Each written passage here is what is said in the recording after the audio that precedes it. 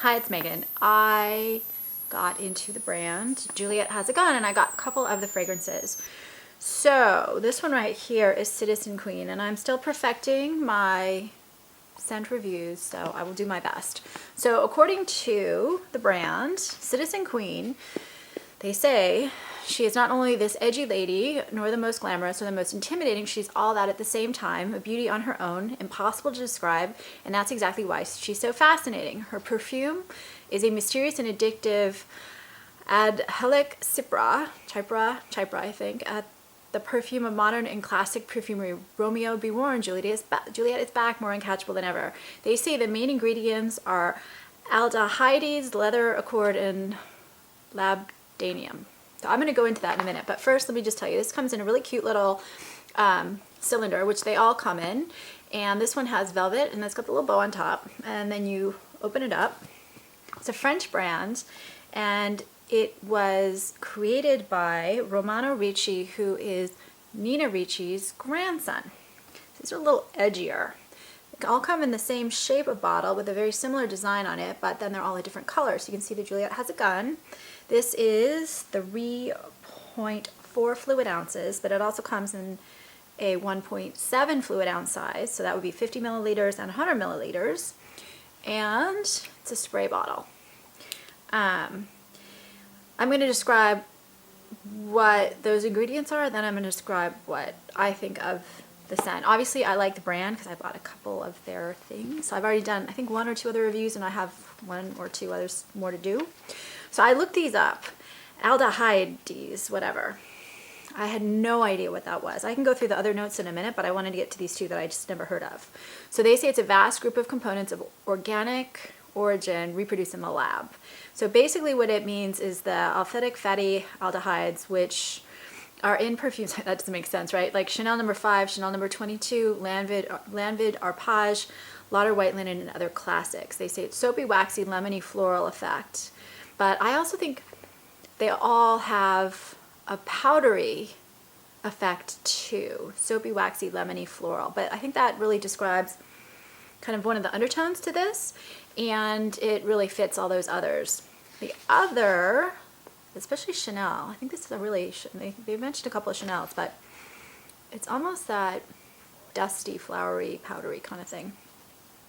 Labdanum is a rich brown resin sourced from the cistus shrubs of the species rock rose.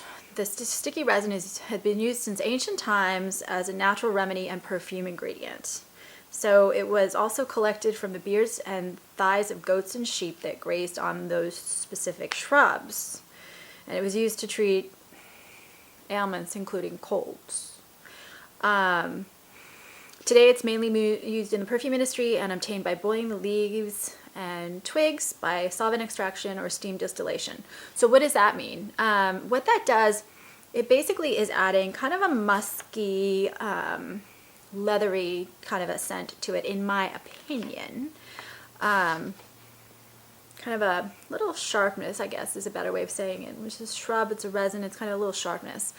They also say about this that the 3rd fragrance of the collection, meaning the Juliette Has a Gun, was introduced in April 2008 and is composed as a chypra aldehyde with animalistic dose. Okay, so let me just say what all that means. So basically what this has, the main accords are powdery, amber, leather, rose, and floral, which is kind of iris, and the balsamic. So what you're getting, when I first spray this on, I actually really don't like it at all. It's kind of like a powdery, cheap floral to me, but within 15 minutes it really warms up, and that's where all the depth of the different scents come in.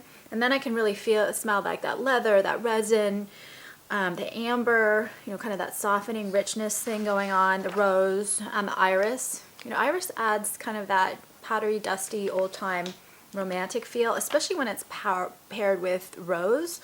So overall,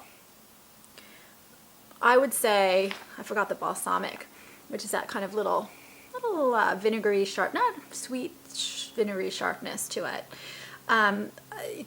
Definitely sweetens, and the leather kind of gets richer, the amber gets richer the longer I wear this.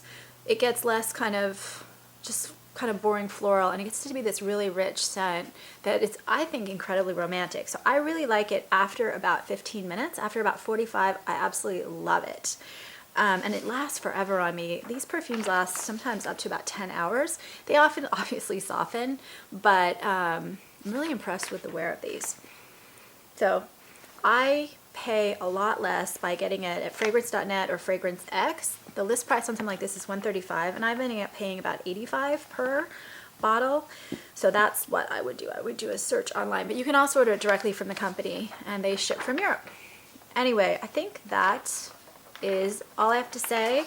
Comments, thoughts, suggestions, or other recommendations.